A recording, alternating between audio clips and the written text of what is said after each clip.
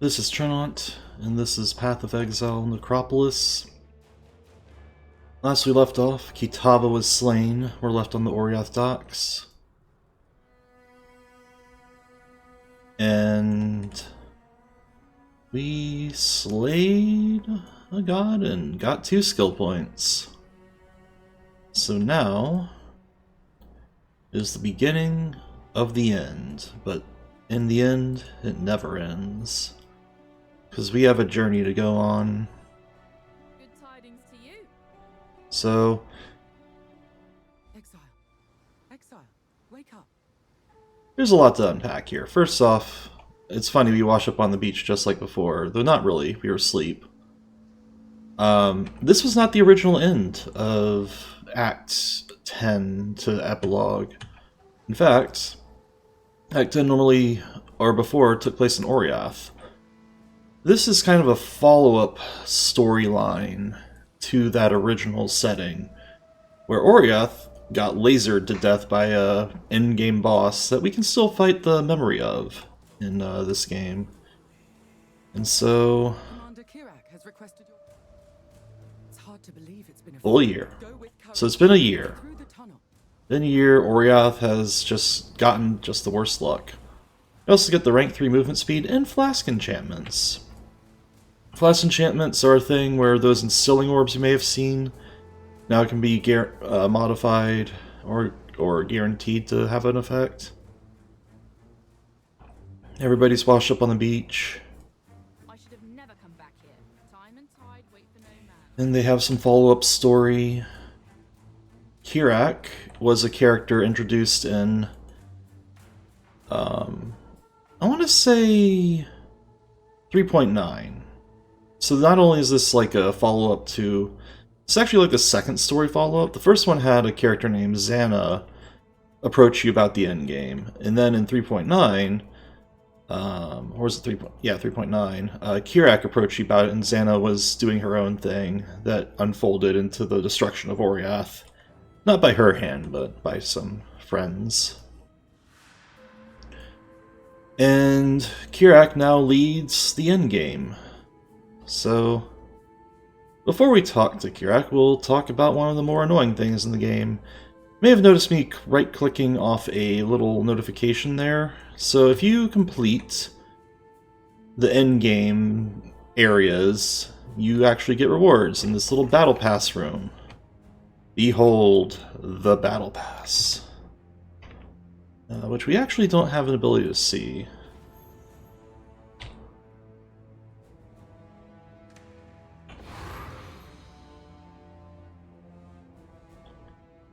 Don't worry about what any of this means. We'll talk about it later, though I will probably adjust my filter.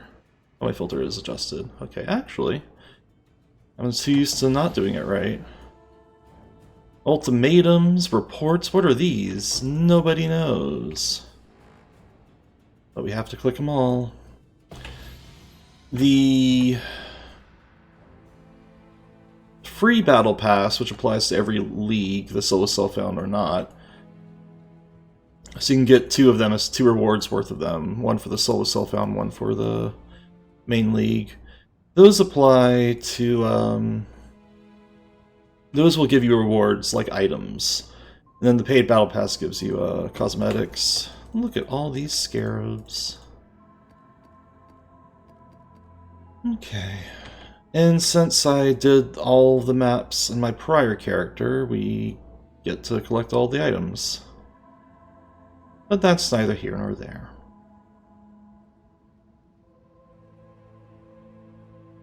Alright. So one thing of note that's kind of cool about this area, first off, the music changed. Originally, when you beat the first in-game story and the Oriath got destroyed, you wash up on the little Karuri shores over here. And then they added this tunnel. This tunnel is where the Siege for the Atlas takes place, which is the name of the expansion where this whole thing got introduced. Here's Kirak. Kirak's my name. We've a vital mission for you, Godslayer. So, basically, the endgame is lore, canonical, I guess.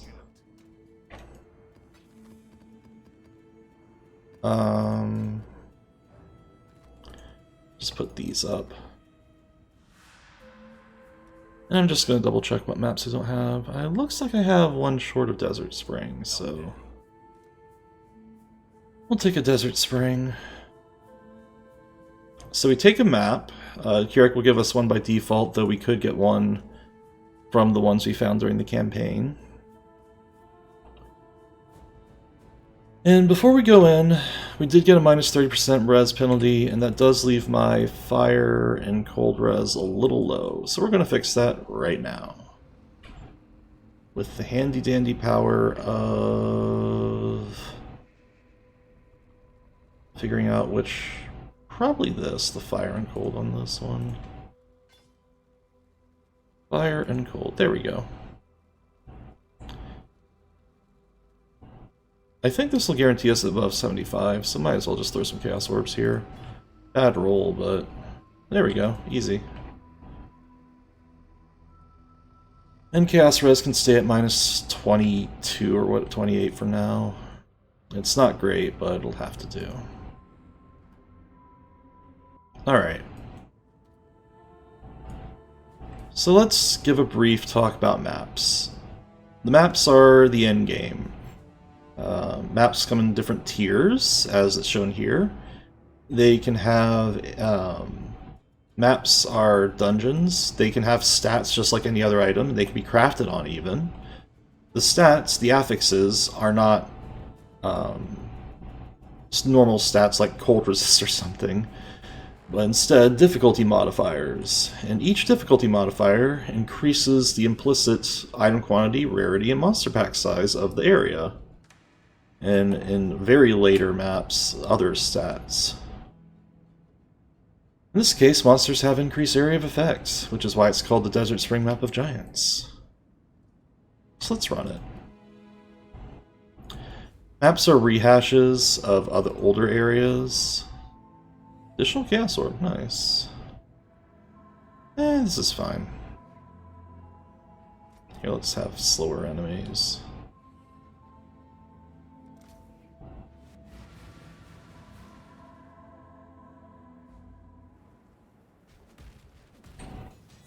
Stepping into a dream. And the Duelist does have dialogue for stepping into the Atlas. I know the Witch has dialogue for beating certain endgame bosses, but I don't know about the Duelist. I don't know how far I've taken them into the endgame. I think only the Witch and maybe the Pathfinder does, the Scion. I think the Templar does. So there's no story element necessarily to the endgame. In most areas, like there's no specific layouts.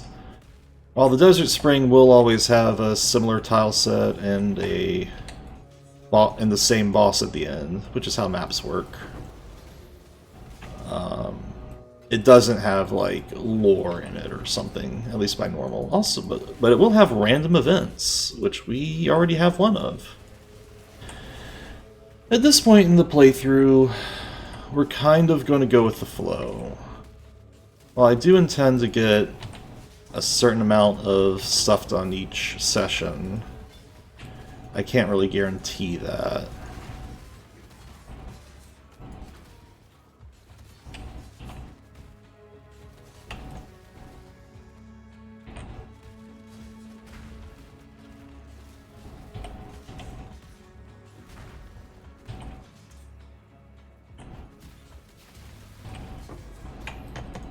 The endgame is actually kind of grindy.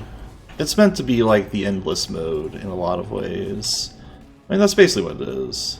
Though, unlike a lot of endless modes in ARPGs, this one actually has story connections to what you're doing, and has a progression to it. You don't just stop at the tier 1 map. You may have noticed that I said the map was tier 1. Oh no, we shall go from there to other heights.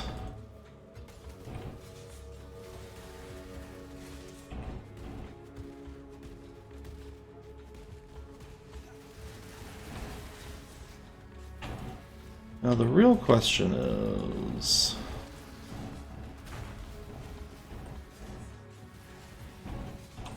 The real question is, this character was kind of made as just kind of a throwaway. So one thing I'm not sure about this playthrough is how far I can take this build. I feel like any build can really get to maps. It's really not... Like, even with bad build choices, it's very possible just to get some good gear and pick a skill that you haven't been thinking of, and you'll get where you need just fine. It's really around maps that, farther into maps, things get a little bit more restrictive, especially later down the line. I will say the story mode is... the story of maps is generally completable by a lot of builds. It's really like the uber content, the aspirational stuff that really becomes tricky. Alright. So who do we have here? Approach, challenger. So, not only does the endgame have a story, all the minigames have stories, including this. This is Ultimatum. Greetings, challenger. My master felt your yearning. Trial Master kind of breaks the fourth wall. Greetings, challenger. My master felt you. I knew those of the Jinn well. And he's a servant of chaos and has like multiple probability worlds involved with him or something. He's like a Val era character. Make it quick. I was once mortal. And he's kind of an immortal servant of chaos, cursed servant. And he just wants us to do a trial. And we get rewards. The minigame's very straightforward, despite the lore having implications. Basically, we have some kind of gauntlet we have to do. There's 10 waves, but you can stop early. And this has one of the rarest features in Path of Exile that we may see if I survive this gauntlet. A favorable result. Now you face another choice. Further commit to a more difficult challenge, or bulk. The most unusual thing PoE has? A pause button. Ultimatum pauses the game. You can still chat and stuff, move your mouse, and even level gems if you want to, and open up your inventory. How fun. Can I identify stuff? I can. Fun. The gimmick of Ultimatum is you can take all the rewards from prior rounds, or get a new reward. The rounds get harder and harder. They actually get really hard. The enemies take less damage over time and stuff. We'll probably do this one. You have to pick a modifier to throw into the fray. We have Choking Miasma, the cloud that follows us. You can see it here. Yep. Vengeance is cold. And we can either make Choking Miasma harder or add a new layer of difficulty. So not only do the enemies get tankier and harder, but there's extra challenge modes involved. And if we die, the trial is over. So in hardcore, you just you don't really have an option to fail. You either drop out early or get wrecked and lose your character. You can already see these enemies are not easy compared to the rest of the monsters in the map.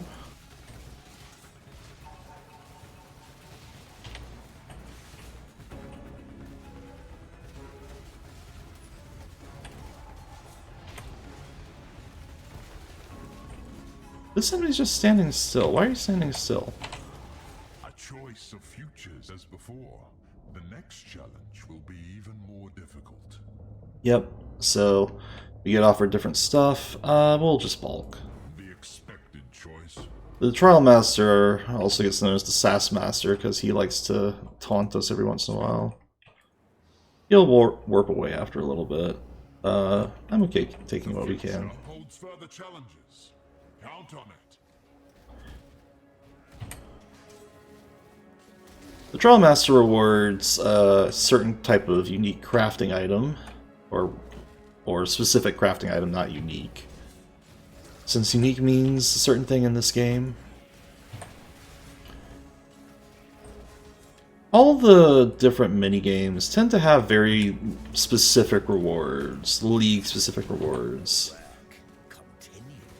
The Trial Master rewards catalysts, which used to be belonging to a minigame called Metamorph, where you built a Frankenstein monster out of the creatures in the map.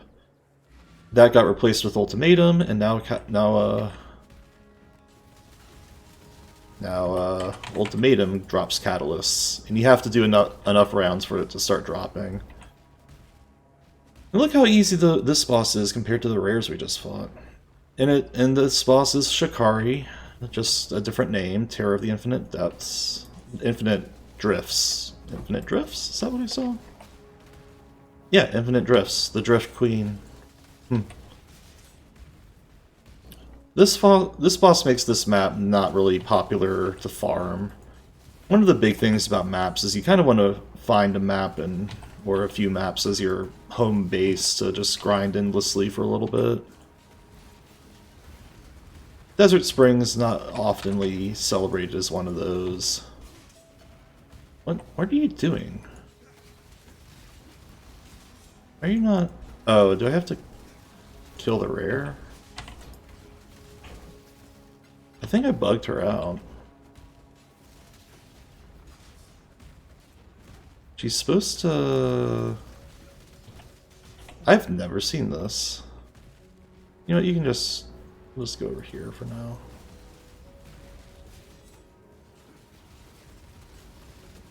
Huh. I don't know why that... I have to keep going? Did I bug her? You're supposed to just chase her, but I've never seen this version. Ironically, her ad phase is harder than her normal phase. Simply because the ads are harder than she is, or more challenging. That was weird, though. I think her trigger box for moving got set forward by 1. Definitely worked differently than the normal mode. So one thing that's different about this fight compared to the campaign variant is the monsters are rare and magic, and not just normal rarity like they were before. Maps are very simple in terms of what they are, what their premise is. They're a zone, they'll have a mini-boss, or they'll have a map boss specifically. You kill that one map boss, you get the map complete. And if the map completion was of a certain rarity, and you haven't completed that map before, you actually get a completion bonus, which we'll go into once we leave here. I don't think any of these matter, so we'll just leave.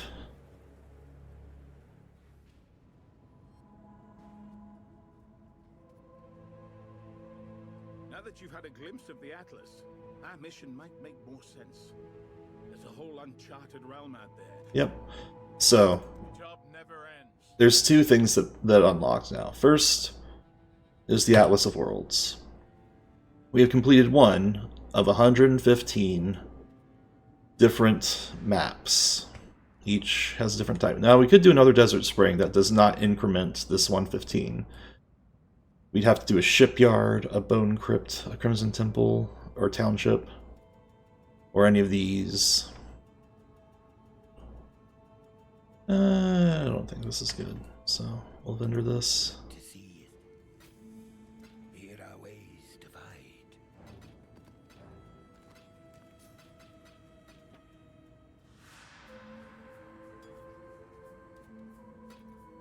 Fair winds and calm seas. Now, the way this works is maps are likely to drop more maps inside them. In fact, you cannot get tier 2 maps in the campaign. You can only get tier 1s. for another tier map to drop, you have to kill monsters in the map next to one. So if I want the dunes to drop, I'd probably have to run Desert Spring again. And if I kill a magic pack or a rare or unique pack, tier 2 maps will start dropping from them, or a tier higher or two. And it's all kind of a mess of stuff, but generally the shorthand of it is you run maps to get higher tier maps. And the higher tier maps that you want to drop are usually connected to the connected. So if I want to get Belfry, Desert Dunes, or Arsenal, I'm going to be running Desert Spring. If I also want Belfry, I could run Shipyard. Here's the 4 that I just have by default, the 4 tier 1s. And we got a mission, Explore the Atlas. Now, here's the other thing. As of the expansion that this whole thing was introduced, the Siege, they had a lot of mini-games. They even had a thing where, like, the Atlas here had different regions, and each region had different skills, mini-trees, and they said, what if we just did this again? There's a second skill tree. It has 132 points. 115 of them are from those Atlas objectives. Each completing a map for the first time, bonus objective, gives you 1 point on this tree. Then there's also a few other special events, including special bosses, that give you more. So yeah, there's another skill tree. This time, though, it's not a character skill tree. It is a Atlas skill tree. All of those mini-games that you may have encountered during the campaign, and some during maps, you might want to pay attention to them, because they're relevant here. Those crystals we saw, that's a skill node you can take. Strong boxes, those things that you click and they can detonate ice novas and corpses and stuff, that's a thing you can spec into. Einhar, you can talk to Einhar more. Alva, who we did just once, we can talk to her some more. Nico and Delve, Joan and Betrayal, the Expedition characters. We haven't seen Breaches yet. We saw Legion once in the Climb. Harvest, we don't know what that is. Shrines, which is Domination also. Heist, we know Heist. There's even Keystone passives that just radically change it, like you monsters deal less damage but have more life. So you have to... So weaker monsters but easier maps. Or less life but they do more damage, which is scary. I forget what the hand is. Rogue Exiles. Blight. We haven't encountered Blight yet. So the maps do have more hidden content that we don't know about yet, and that's not including the end game, which is usually up here. Unlike the passive tree, this one doesn't start from a center and goes out. This one starts from the bottom, and we're going up, or from bottom to top, essentially. So where do we go on this silly skill tree? There's two options for me. I think I want to beeline towards Commissioned Officer and get map completion. I want to say this is the way to go. So we're just going to beeline up here. You found yourself. Oh yeah, Alva's in our hideout now. From now on, we don't actually need to be in town anymore.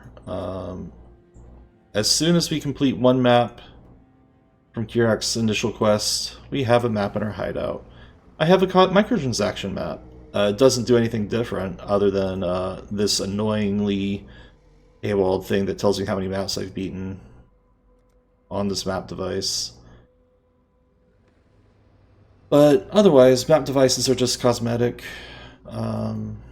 I really, as a tangent, I really don't like they're introducing things that maps do that, like, keep track of stuff. That really should just be a quality of life feature that either you can buy like a stash tab but anything but tied to a certain map device, that's really starting to become a new type of QOL they're paywalling, and I do not like it.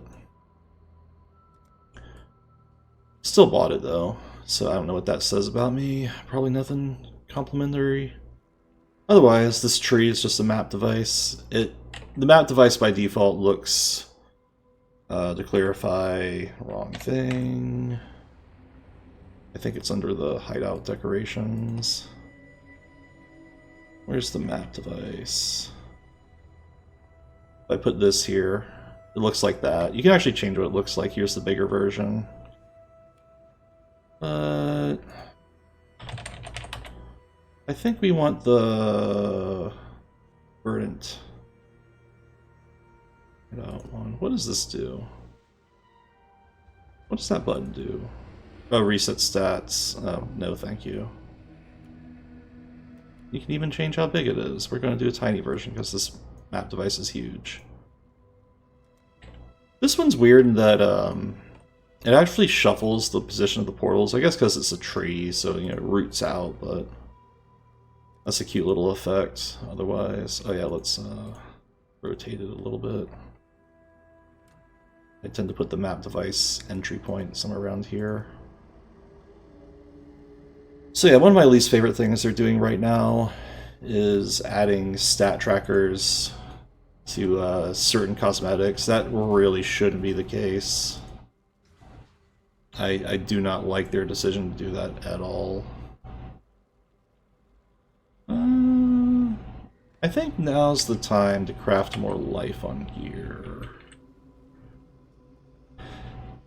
So, any piece of gear that doesn't have life on it, that we can fit life on, I'm going to do like this. You can have life on you. And we'll just turn on some auras again.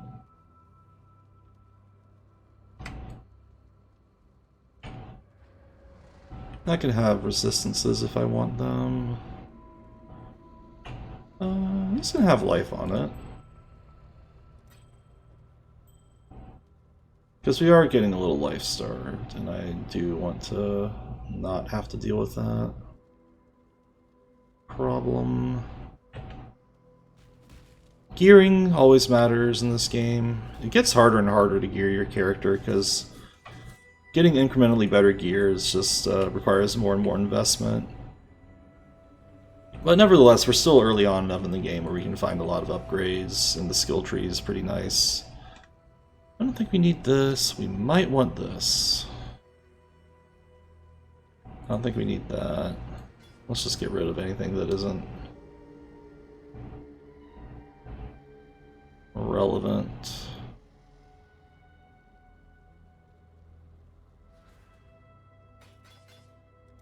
Why then? The 30% move speed life boots could be really good. Like, this is actually not bad at all. I might put this on. Just need to get the gems on it. There we go. Get 2 red and a green. 2 red and a blue, rather. Perfect. And a link for, oh, excuse me, for good measure for call to arms.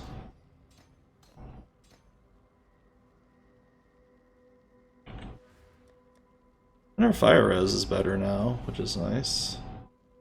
Our movement speed's about the same. We can even craft life on this if we wanted to. And the reason we can is because it says hybrid life, which is different from regular life craft, so, might as well, right? A little stat that you wouldn't think of being able to do normally, but after enough playtime, it's just something you figure out. Or just enough reading and talking about the game, I guess, you wouldn't figure it out normally, which is slightly annoying. Let's see. What other pieces of gear can we do?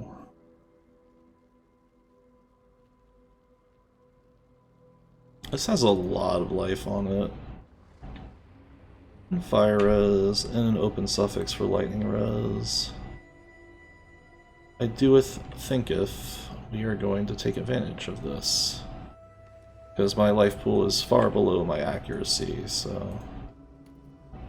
Oh, it already has a life roll, but it doesn't have a lightning res roll. Just get 22 of that. Our lightning res is not great, but still pretty good.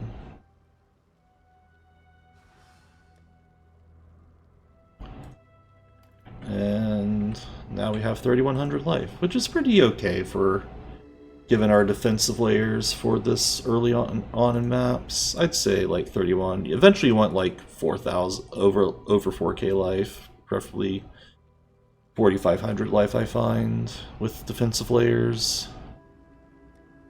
We don't have all those defensive layers just yet either, so there's still a lot of work to be done. A lot of work. Anyways, what now? Well, we've demonstrated Desert Spring. There is one thing I need to do, and that's Heist. I've been putting this off, but I think it's time to show how Heist works. I have a test run to do. I'll be here when you need me. So the way Heist works is you talk to Adia, you pick a character for whatever contract you're given. Karst can do lock picking, for instance. She'll drop a portal down that leads us to our heist spot. I tend to have the minimap centered because it's fully revealed and we're trying to find our way out. You're here to make sure they don't kill us both. Quick, before they make too much noise. Should have stayed out of So, in the original heist, if you got spotted by guards, it would raise the alert level. They quickly realized that was a terrible mechanic and decided to get rid of it. Now the things that raise the alert level are opening chests, which did that before, but the original intent of Heist is that it was like a stealth game. That doesn't really work in action RPGs. So now it's more like a loot what you can game. There is one part that's preserved though, and we'll get there in a moment. The other big thing about Heist is that there's a lot of locked doors, to the chagrin of some players that like to go fast. A lot of people call this Door League, because there's these doors that are locked and you have to get your heist companion to unlock them. The only annoying part really for me is, I don't find it too egregious. I find it only egregious if you're like way too into blasting. Now, once you get the heist contract or you raise their level to max, the alarm goes off and you have to escape.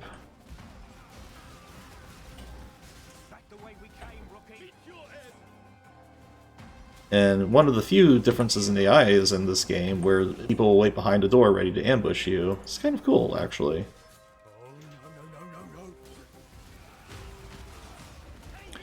That is true. As pointed out in chat, there's still one remnant of raising our alert level in the heist contracts that aren't related to opening chests, and it's in a certain mission type called Perception. There's these alarm totems that will detect you if you hang around them too long. They're kind of tedious. But yeah, we just escape, and once we do, we get some Triumph music, and we get our items. Now the heist does tell you how the core loop works. Like once you get the item, you will sell this to Faustus for more rogue markers. The big thing is, all these items were contraband until we left the heist. You actually have to escape successfully, or at least leave heist early, to get to uncontraband items and be able to use them. And if you die during heist, or fail, or log out or anything, all those contraband items get dropped, including like a mirror that you may have found. Any valuable items, rather. How do you open a can if you've chipped your nails? With a screwdriver. If you get good rewards, just leave immediately. This is true. In Heist, if you come across a really good reward and you have not yet set off the alarm, you can actually leave the heist early, and the heist won't actually disappear like it has right now, and then go back in. Isn't that fun? Alright, so we'll put these up. Faustus is the only character that will give us rewards for turning in the heist loot. You can also sell other stuff to Faustus. Completed your first contract. And now Karai I hope you enjoyed your first. has told us how to do heists. And that's one thing I like about Path of Exile. A lot of the tutorial, that was secretly a tutorial, I guess, but it was presented as a quest, so it feels less tutorial-ish. And I like that. Doesn't explain the game too well in some ways, because like you still have to do the thing, and it's not logged too easily. There is this whole thing, but the help log is actually woefully out of date. Oh no, correct. You do not need to leave the instance. You can just as long as you get to the zone before the actual heist area, the staging ground. Yeah, like you said. Yeah, to be precise, yes. But you can leave the instance entirely still and go back into it, which is nice as well. Anyways, there was a reason I did heist, and that was now, whenever I open up a heist contract, quest heist might appear, and I figured I'd wait till maps to do that because I didn't want to stifle the flow of the campaign, and now I'm willing to suffer.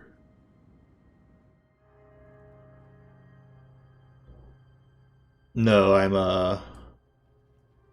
yeah, this is still a solo self-found run. There's also a cat with a bow tie here. I feel like that's important to know. Her name is Hannah. Heist has some other stuff to it. I don't know if we have any blueprints yet, but nothing bad happens to Hannah. Nope, nothing. Nope, that would be silly if that happened. So there's blueprints here, which will drop eventually, and that's what the rogue markers are really for. Rogue markers will reveal blueprint stuff.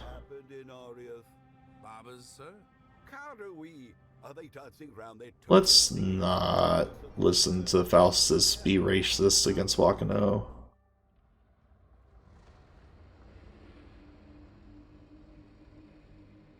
Understandable.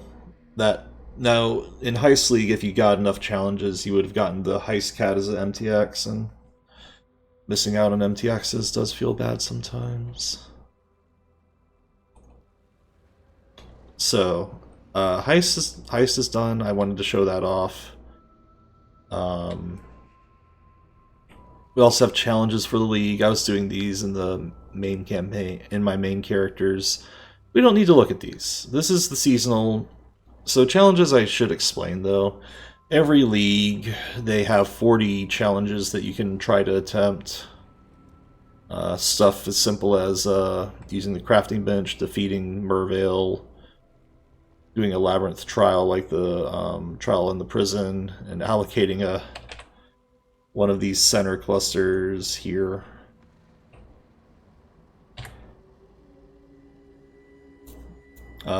This league doesn't really give great MTXs, but that's okay. Up to grueling gauntlet grinds like reach level 100 or complete 10,000 tiers of maps in aggregate. That's stuff like that gets a little grindy. So it has like an exponentially scaling amount of effort into these. Let's see. So, how does maps work now? What do we do now? Well, we progress the Atlas, as the quest tells us to do. We explore the Atlas of Worlds, and what that means is completing more of these little unused atlases. And this is where the map device really helps, or the map tab that you have to buy for the price of Where's the map stash tab? On sale, it's 120 points. Off sale, it's 150. That equates US dollar wise. Just take off the 0. They don't obfuscate this like a lot of dark money stuff or a lot of scamming money stuff in a lot of cash shops. There's no points. Never have like the more you buy, the less, the more you spend at once, the more point value you get. Long story short, this is $12. Do not look at that number there. That is not related to how much. Do not question how much I spent on this game. Do not question. All right. Oh yeah, maps can have quality on them. Quality increases the item quantity of maps. Maps are really good at, and you can increase the quality with chisels, much like you can increase weapon quality with whetstones, armor quality with scraps. The Bone Crypt here has 8 quality already, and there's still the combo if you sell 20% quality is worth 40% quality worth the map, you'll get a chisel. There's also a cheeky recipe of if you sell a hammer base weapon, like a gavel or something, and at 20% quality, I think, and just any map together, you'll get a chisel. The idea being you smash them into a chisel. Which I think is fun, but just mostly flavor. It's not really worth collecting gavels for that. So, basically, you want to... Now, we're not going to run this map with the stats as is, because all we would do is just get it completed, but we do not get the bonus completed. As you may notice, it says kill the boss of the map on a magic or higher version. And this is not magic, this is normal rarity. So we will craft on it with a Transient Orb. And this one has a fine effect on it. There are some mods on maps. The affixes on maps can make the map difficult always. In this case, the suppressed spell damage is irrelevant to us because we do attacks and not spells. Players have reduced effect of auras. That could be bad for other builds, not this one right now.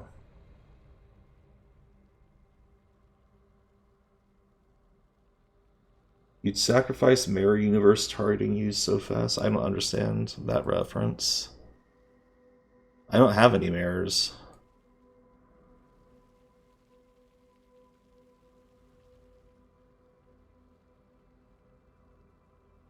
But, much like other systems, magic items, including maps, can have only 2 affixes. Rare maps can have 6. And you can even corrupt maps to have 8 affixes, which is unique to maps. And eventually we will be corrupting maps for the higher tiers. Oh, a card that swaps 2 things. Is that a Magic the Gathering reference? Are you Magic the Gathering referencing me? How dare you reference an influential card game that was inspired a lot of mechanics into Path of Exile?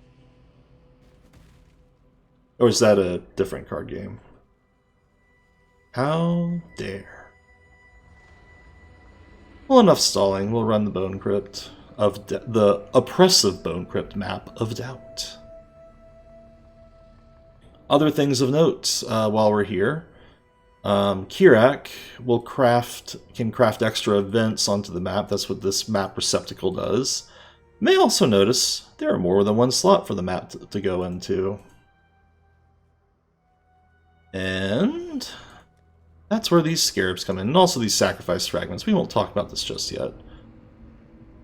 So what if we wanted, per se, an essence to appear?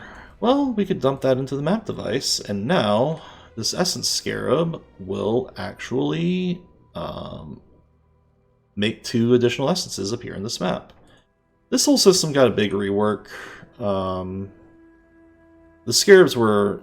Basically, they reworked the scarabs this patch, but the system's mostly the same. Scarabs drop, you put them in the map device. Also, scarabs go in a fragment tab, which is very important too for the low price of whatever a fragment tab is. 55 points or 75 off sale. These are actually okay deals. Map tab and the fragment tab have way more space than just a simple one of these tabs right here. So if you get to the end game, since they only matter in end game, obviously it's not worth getting these until the end game. But once you do, and you want to invest and items start clogging up your inventory, Map and Fragment tab are probably the second best purchases in the game outside of Currency tab. I'd recommend these three to go into the game, especially the Currency and Map tabs. Fragment tabs will matter a lot too, with Scarabs coming into play. Actually, one of the best slots for a dollar value. True. I guess I did a video on how much stash tabs run if you get an aggregate, and what the game will roughly cost. At this point, let's say 12, not going by sale, let's just go by off-sale prices. 15, 750, so we're at 20. We want these in the Currency tab, wherever that is, and maybe one premium tab as well. But let's start with Currency. So 715, so we're talking like a $30 game right now. I think that's pretty fair for Path of Exile. And a premium tab, $34 then. That can set you up pretty well, though this league does have an issue where have an annoying issue with holding the coffins from a Necropolis, but we'll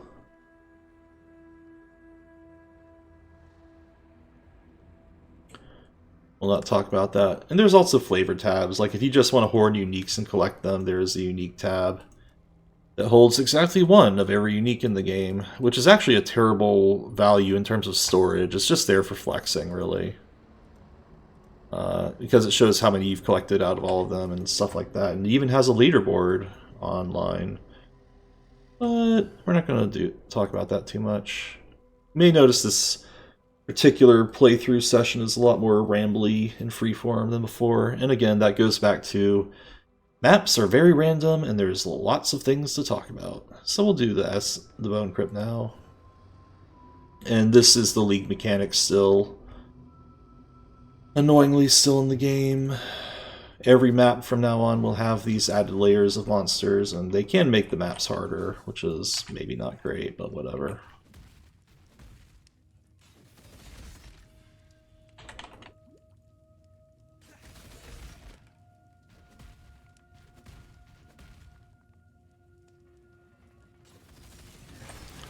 I can't say for sure how far we'll take this character. I feel like a character without like a plan or a build like this one has. This character generally has an idea of how to play. Can be very rough.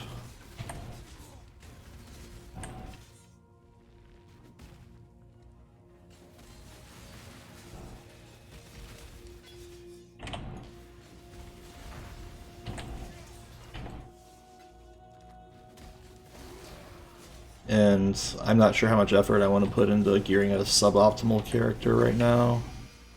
Ah, we got Uriel's Fostering, which is a minion. We get a bestial minion, a bestial Roa. How fun. That's not really relevant.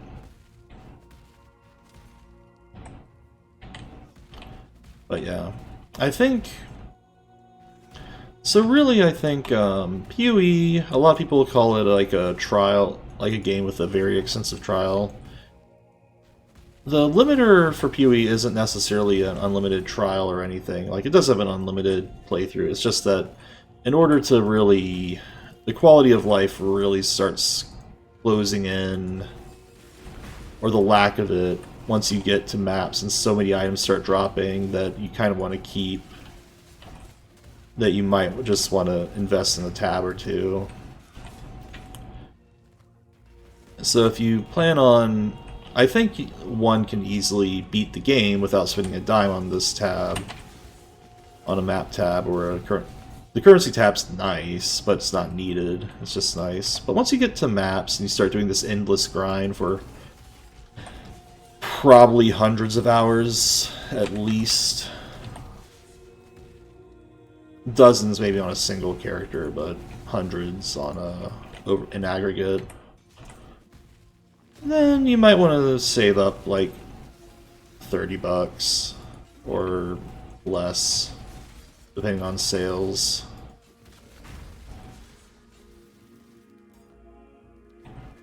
Alright.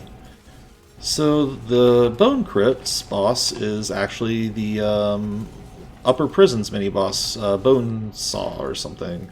This is a Kai Necromancer who can resurrect magic monsters. And Bone Crypt's complete. And this is the flow of maps. We just keep going.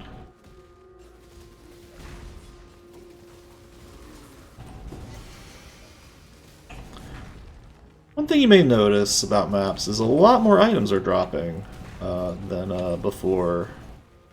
And that amount only increases. And it gets to the point where eventually you make a filter that hides more items than initially you did. And then it gets to the point where even that won't work, where even like the most strict of filters can still not hide enough items, and your screen gets littered with nameplates.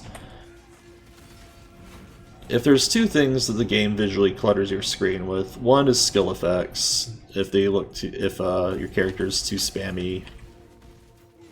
The other, probably the bigger one, is loot nameplates on the ground. You have a character that does later areas in the end game. Oh my, does loot drop? The only reason I'm having the normal filter still showing is because I still think my character is at a lower enough loot level, if you will. Though there's no such thing as a loot level, but it has less gear enough that I still want to keep an eye out for stuff on the ground. At least in a solo self-found environment. We leveled, by the way. I kind of forget what I was doing.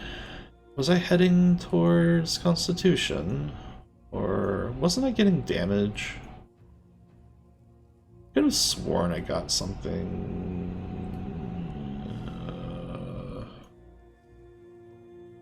We got our swords. We got our life node that I generally care about. I guess projectiles. Well, we got our projectile long shot, and this is critical projectile stuff. Here's some projectiles, but this is just Pierce, which isn't bad, especially since there's some nodes we'll be taking down the line as well. Let's see, what else can we do?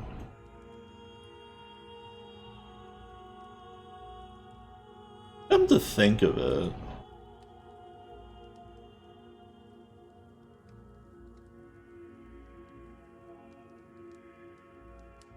I doeth thinketh I have an idea.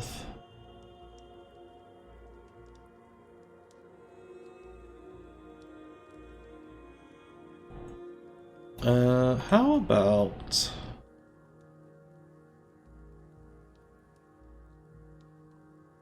Well, let's start with spell suppression, which is a mechanic I haven't talked about yet. Also, we got a skill point. Let's just beeline towards Kirak. So...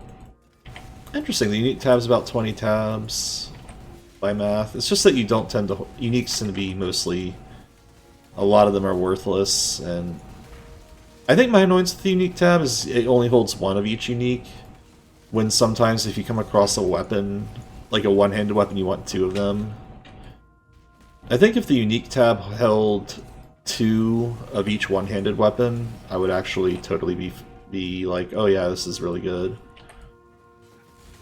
But that's the point, though. If you count every unique in the game and had the tab, it would store about an equivalent of 20 tabs, which is a decent amount of value. The unique tab can hold more than one of certain uniques, but that's because those uniques have variants. In my opinion, those aren't the same unique, though. Like, if you have Precursor's Emblem... Oh, yours is 20? Okay. If you have Precursor's Emblem, it can hold 9 of them, but that's because there's 9 variants of Precursor's Emblem. Oh, that's true. Alternate art uniques can be held in the unique tabs. That too. I still would count that as slightly different. Alternate art is a very rare, really legacy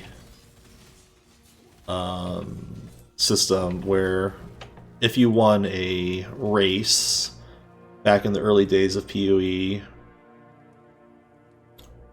you would get an alternate art item as a reward for your character.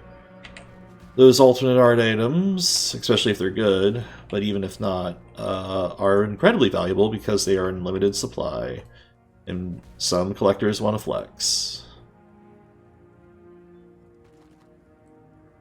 Alright, we can leave. I didn't even need to portal out because I looked around.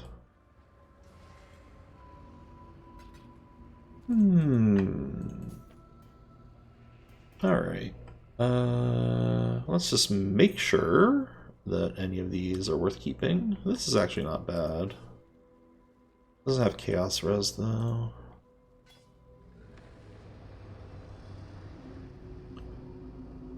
Let's see.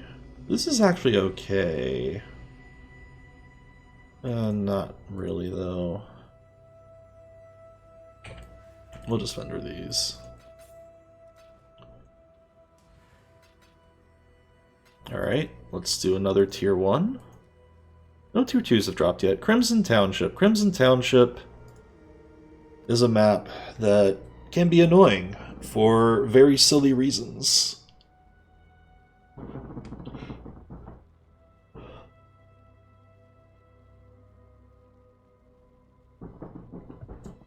That's funny. That somebody gave an alternate art item for essentially a div. Or a shield, or whatever. Or for change. The alternate art's probably worth way more now. Alright, so let's see. I don't think we want to do any of these scarabs. Oh, we'll do harvest, actually. For explanation purposes. Now, notice this map has fizz damages lightning and shock ground. Monster's going to do a lot more damage in this area than the other one, which is actually pretty scary. But what's a little bit of... what is courage without a little dash of recklessness, as Hawkeye Go is known to say, or whatever.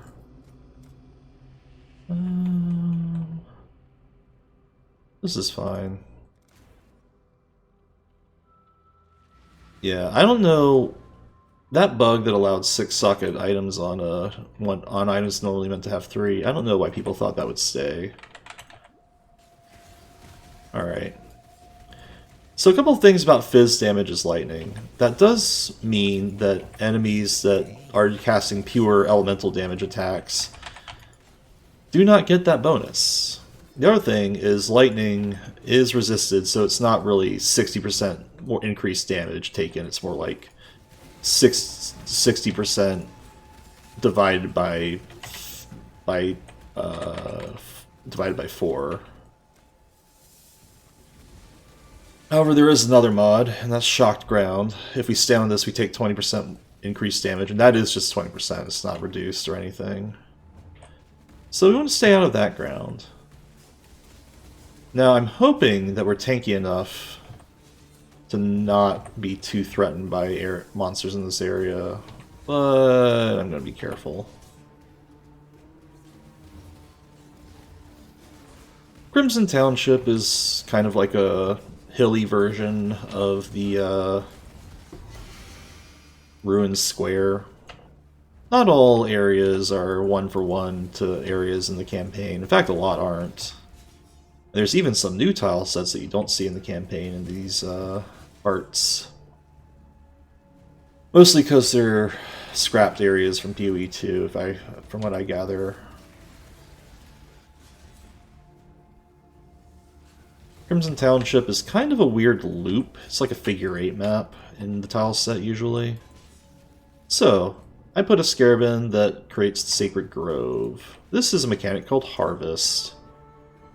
And Harvest, we'll leave a portal down here, introduces a character named Oshabi, who totally will not betray us when the moment comes. This is the sacred grove. I bid you farewell. Shabi has lore and everything too. She's essentially one of the I will. Ezamites, I think. Has stuff to say about all of this. Blind man is still.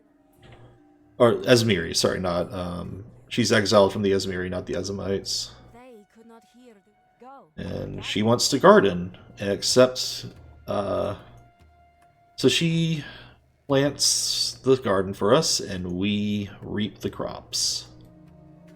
Naturally, you may guess, with the names here and stuff, you just they're going to be monsters. These are planted monsters. Before I well, I'll just click it. So originally, this was a League mechanic called Harvest, and you actually planted the monsters yourself, and around, I want to say every 3 maps, they would, you have to do 3 maps, so every map you did added a cycle to the monster's growth, and then they would grow, and then you would click the Harvest, and you actually planned out your own layouts and stuff. They simplified it an incredible amount. Now they're essentially just like you pick between two crops, and the one you don't pick wilts, and the other one spawns monsters. It's kind of more of like an elaborate strongbox. Now Harvest does give a very valuable reward that used to be even more valuable, and they nerfed it, and it's still good and needed. Called Harvest Crafting. Harvest crafting used to be all but used to be not tradable. That you could do services for other players and say, hey, if you I'll give you the item if you craft on it. That became, but because of scammers and generally having to rely on non-scam sites that have their own drama. I'm not going to name names.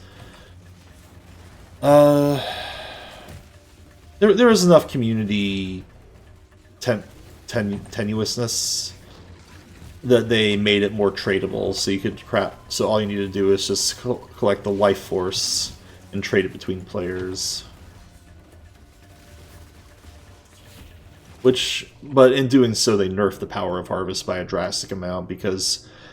Essentially, you couldn't rely on because you could permanently store them rather than like trade or have to rely on the spot what you found. It is less tedious, though, I'll say, to do Harvest right now,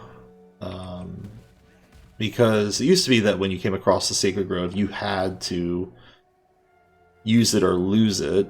Once you left the map and started a new one, like Sacred Grove and the harvest crops you got would go away. It would actually not even give you like storable life force. It would give you crafting options on the spot that you had to bring items in the map for and craft right then and there. I personally am glad the change happened, even if it did result in a power nerf. I guess it would have been nice if the nerfs weren't as strong, but there's enough other ways to get player power in this game that it's fine. So, this is a tier 3 monster. Tier 2 monsters can be rare. Tier 3 monsters are rare, but even worse. Notice how much, how little damage he's taking. He has a lot of life, if I recall. This is a Bristle Matron, I want to say. Their big thing is they have a slowing scream, but also a very nasty slam attack. So they'll slow you and then slam you. There's our slow, but we can Frostblink out of it. And you do not want to get hit by that slam. It might kill you. Especially since these do physical damage, and they have physical as lightning, and there's shocked ground. All sorts of reasons to not do it. Blister Lords are another tier 3 monster. You can tell because they have a bluish, a light blue background on their name. Or light blue font on their name. I find the blue gardens to be very deadly. Because enemies do these projectile shots that can shotgun, and it's just nasty. Blister Lords are pretty dangerous too. Not as dangerous as Bristle Matrons because they're more predictable, I would say. There's more dangerous enemies.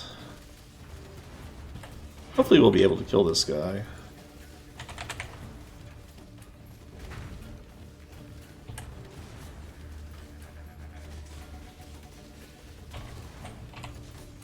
Taking a chunk out of her health now. Yeah, we seem to be doing damage.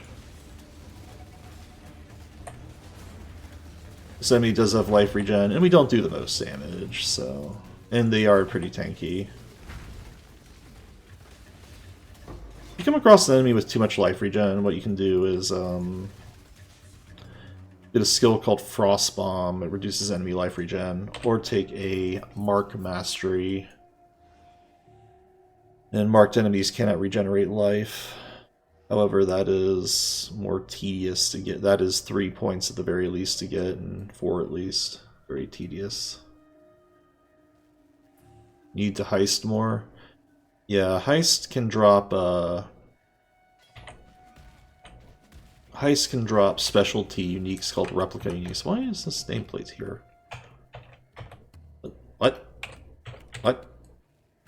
Game. I don't want to see this the entire...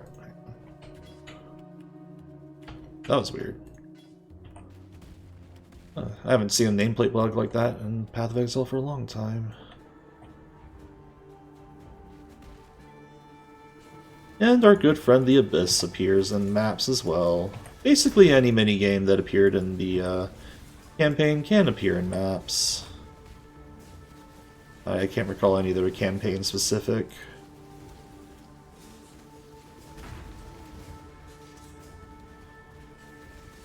We'll clear out the area before we do the Abyss. Now we can do the Abyss.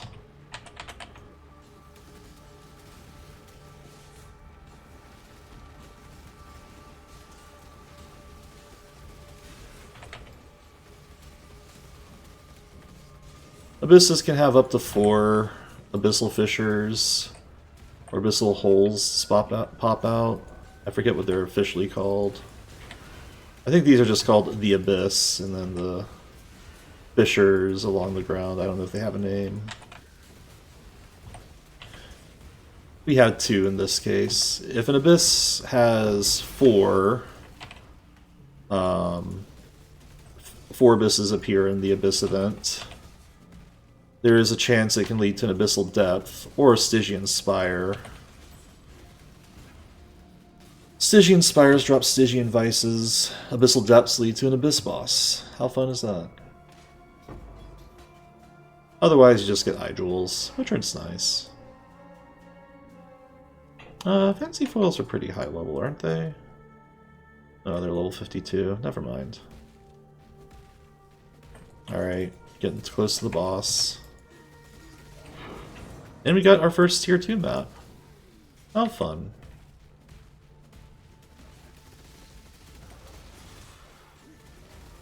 Oh, they're called pits. That makes a lot of sense, doesn't it? I'm gonna put a portal next to the arena. Unlike maps, you don't, like, unlike zones in the campaign, you don't, when you respawn at checkpoint, you don't go to the entrance, you go to wherever the town portal was. That's one thing I didn't mention about maps. You only get 6 attempts at a map if you're in a single player, if you're doing single player, and it's basically you only get 6 portals in a map. Each time you go into the map, or any player, it consumes a portal. So if you die, you get kicked out. In a full 6-player group, you only get really 1 attempt, because if any player dies, there's no portals left. Alright, this is the... I forget what his name is.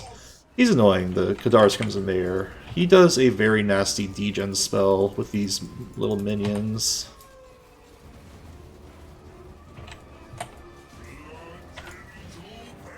And he does some attacks. We want to kill him as fast as possible. If you do not kill him, he'll summon too many minions and they degen you, and it's bad, and it sucks, and I hate it. It's really rude they made him a tier 1 map boss. Probably for the best to get the worst boss out of the way, though. Alright. So we'll just go up again. And we still have more than 50 monsters on the map. The general strategy for maps, since they are consumable and limited, is you don't just rush the map boss and complete it. You generally... My general strat is I kill as many monsters on the map until it says less than 50 monsters remaining of some sort. Until there's less than 50 monsters remaining. That's generally the map saying, hey, you can leave now. There's only stragglers left. And we do have a lot more than just stragglers here, so we'll go say hi.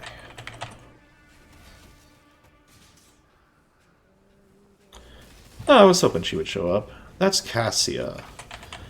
Cassia is another random event. Because, you know, random events are in this map.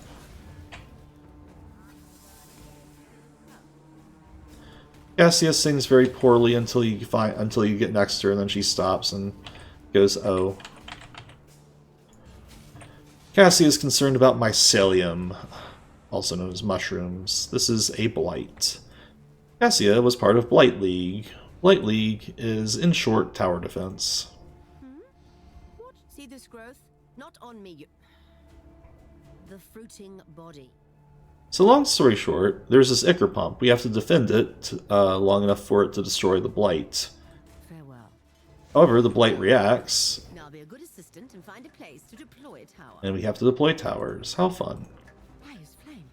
The blight is And in doing so,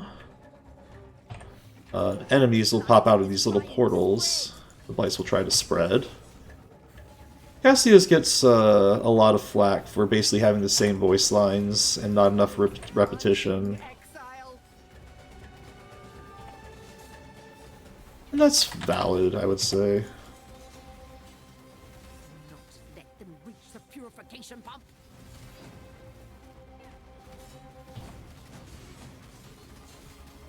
The downside of Blight is if you can kill the monsters, you generally don't even need towers. There's 6 kind of towers. Some spawn minions, some just power other towers.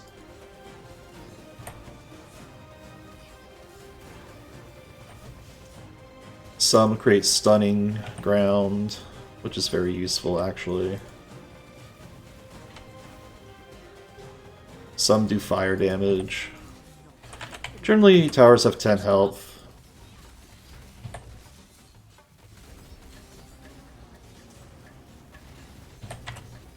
Light monsters actually tend to be pretty rough.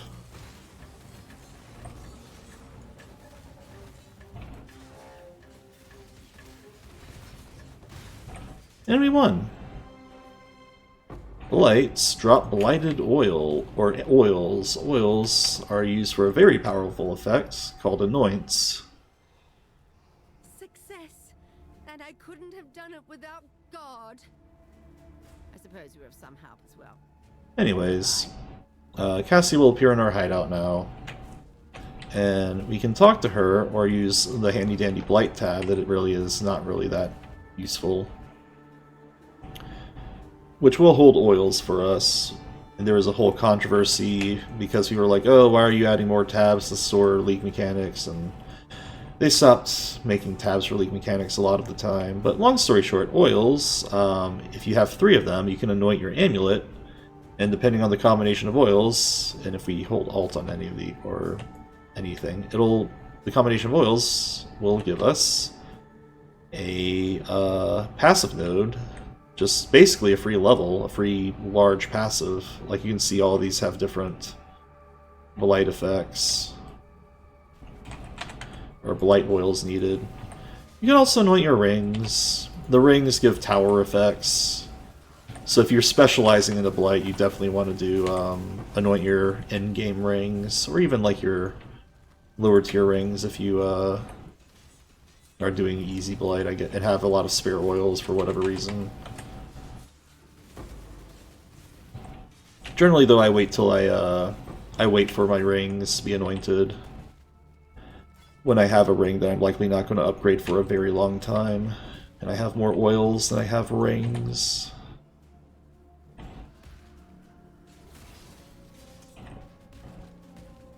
And that's roughly Blight.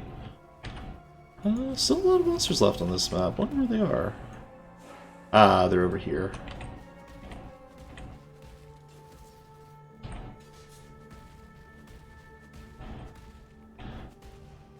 Well, let's go say hi. As a total sicko and freak, you like annoying blight rings. I'd say they make blight easier. There's nothing wrong with doing that. And, you know, it's an extra stat on the ring, so it makes it look fancier. I understand that appeal.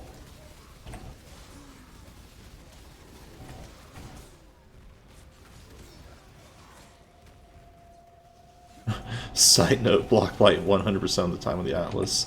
A lot of people don't like blight because it is like a thing you have to stand still for a few minutes and play this mini game that's not really enjoyable for a lot of people. And I tend to not prohibit anything to appear on the Atlas, but it's definitely not a favorite mechanic for a lot of players.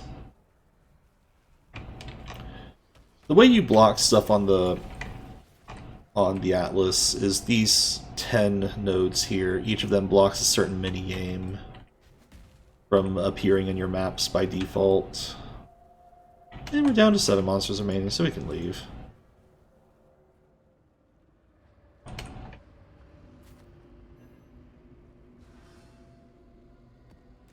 Favorite league at the time. Interesting.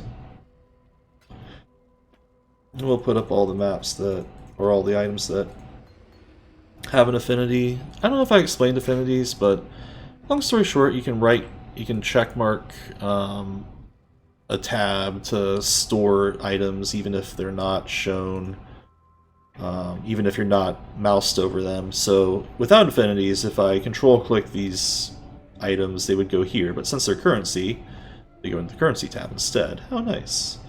There are plenty of items that don't have affinities, like jewels and gear and stuff, but you don't care about those. Uniques have their own affinity too. Since uniques can only hold one of each, though, you tend to get an error message saying this tab is maxed out on uniques, so that's not. So I tend to sell those to Kadiro over here. If you have Lily or Kadiro, this MTX character that I also don't like being around because he has FOMO lore, can't buy him anymore, so he has lore in the game that otherwise you can't get. Either way, Lily, by default, if you control click her, she will open up a vendor menu without having to do dialogue. Blight was definitely a league where I did more freehand as well. I think that was the last league that was a league where I killed Uber Elder with a build that generally I didn't follow a build guide for. Uber Elder being a very late game boss. For video watchers' sake. Unique boss deals 15% increased damage, and so the Overlord effect. This one has 2 lines of stats, but it's 1 affix. More damage, more attack and cast speed. So monster's faster and hurts more. We'll run this. And we won't bother using these effects. Do we care about any other scarabs while we're here? Could do Breach. Might as well explain that while we're at it.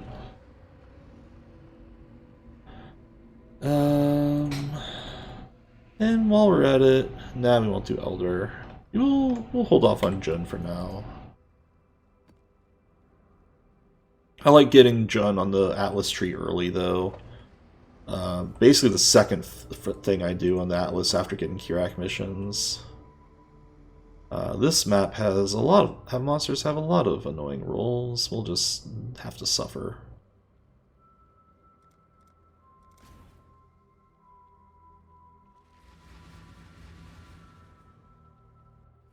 Oh, while we're at it, let's randomize the portals.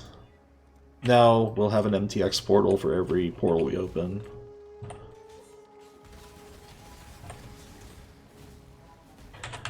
You may notice that the monsters don't really have a theme in maps. While there are some monsters that are considered native to the map,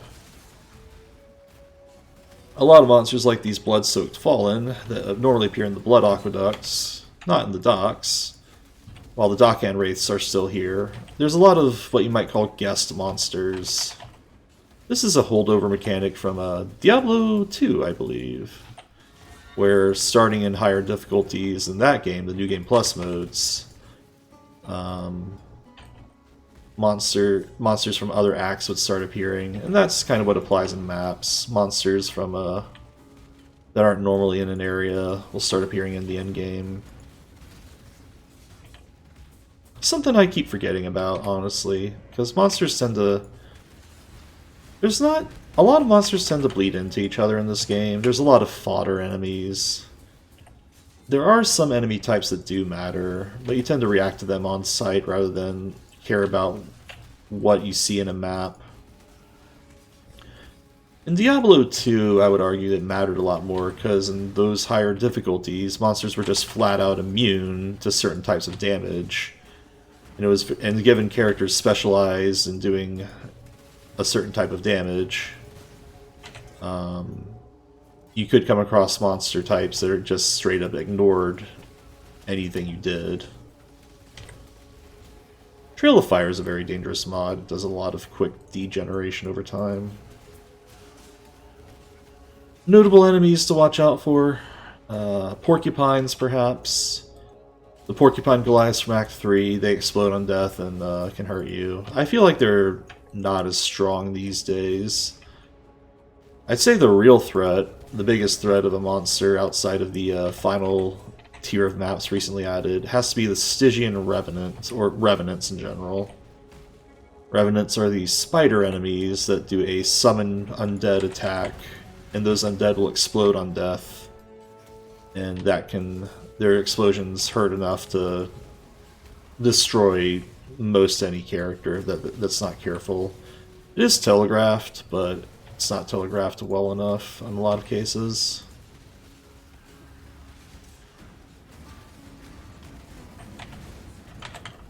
Those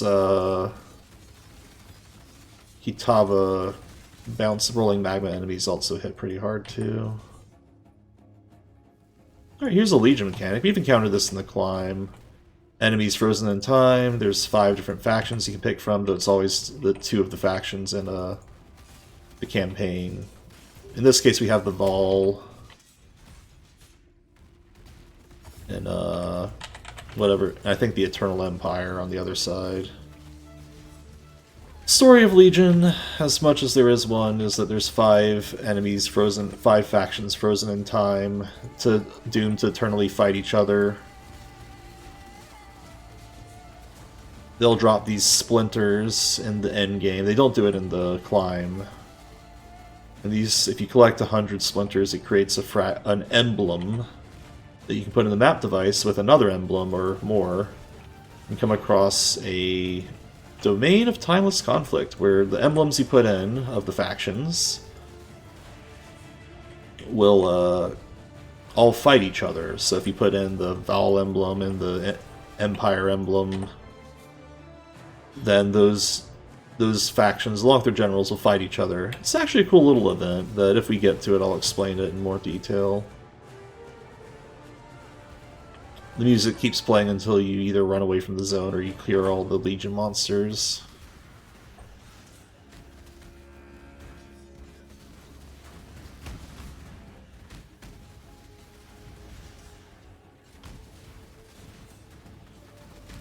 I'm going to say this is the point in the game where I have to really consider my build. Either this or... I think for a lot of builds they find themselves struggling around... I'd say the tier 6 to 10 is a lot of pain point for beginner builds. I would say this build's probably around that level. We'll see how far I can progress it. I won't guarantee a full playthrough of the Epilogue on this build. But we'll just see how far we can go comfortably. The one shame there is that the story does persist all the way to the final, well, second to final tiers of maps. There are some, all up until the end game pinnacle bosses, the equivalent of like raid bosses in MMOs. Alright, here's a breach. Breaches are these hands. They summon kind of a pocket dimension of breach enemies, that watches... Oh, this is a Chiola breach. There's 5 flavors of breaches, each a different elemental damage type. Or damage type. the chaos and physical damage breaches are much rarer. And we lucked into the chaos damage one. Behold Chiola. Didn't get much Chiola items though, but that's okay. You may see a recurring thing here. There's another splinter. Collect 100 splinters of that and you get a breach stone, in which you can go and fight a breach lord. Another in-game dungeon area.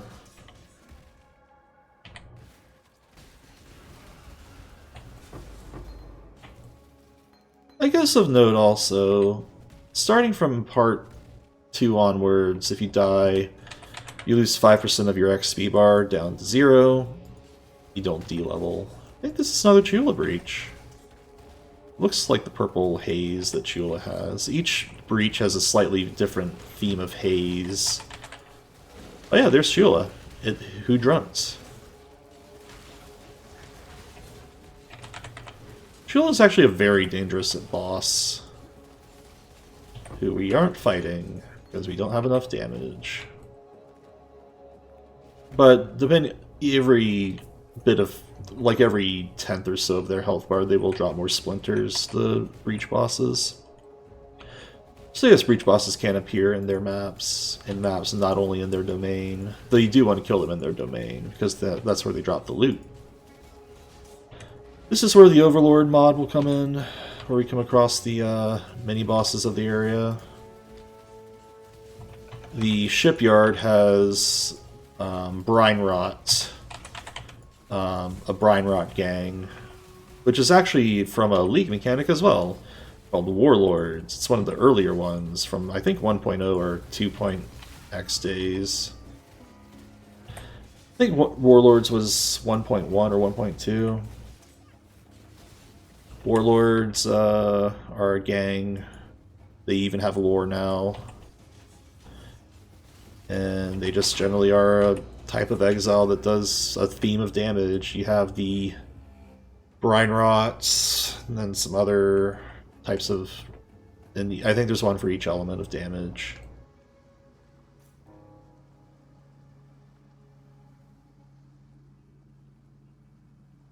And... that's funny.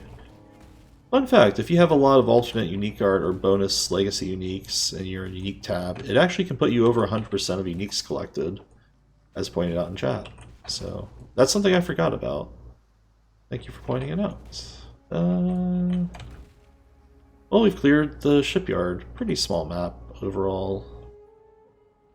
Some maps actually are larger layouts by a small margin, or have more better layouts. So actually, and when you get to farming mode in this game, you generally pick maps that are more comfortable to grind, rather than like pick a random assortment. There's a lot of ways to play the end game. Oh yeah, basically legacy uniques or prophecy uniques, which is a whole mechanic that is gone from the game now, and a bunch of other stuff can override tab limits. Alright. Well, we've done the first tier 1 maps. Now, we've explained some mechanics, and I think the only other thing of note is if, well, no, I won't explain the how to acquire more maps just yet. But I do think for the very first session of the epilogue, we'll call it here, and then grind some more on the epilogue next time. Because this did take about as long, if a little bit less, than a full act in the game, just to clear 4 maps, and there's 115 of them. The epilogue is by far the longest section of the game. That's why a lot of people say the campaign's a tutorial, because the majority of the game is really buried in the epilogue. In this Atlas of Worlds that doesn't even have a map, it just has a photo of this lady, or a drawing of this lady that we haven't met yet. Also, the Lord's Labyrinth. Could there be more secrets yet to unlock? This quest has not yet. There seems to be another labyrinth, perhaps, so that might be in maps as well. We will not come across that till later. So we'll put a stop to the stream here for now, or not the stream, but the video. Next time, I think we'll run what tiers 2s we have and maybe talk about filling in the gaps of maps, because you may notice there are now 8 maps in the tier 2, and we've only collected 2 of them. And there's more, so we might have to trawl around for, and I'll explain how we get maps then. I did not mean to go back in the shipyard, apologies. But, yeah. That'll happen next time.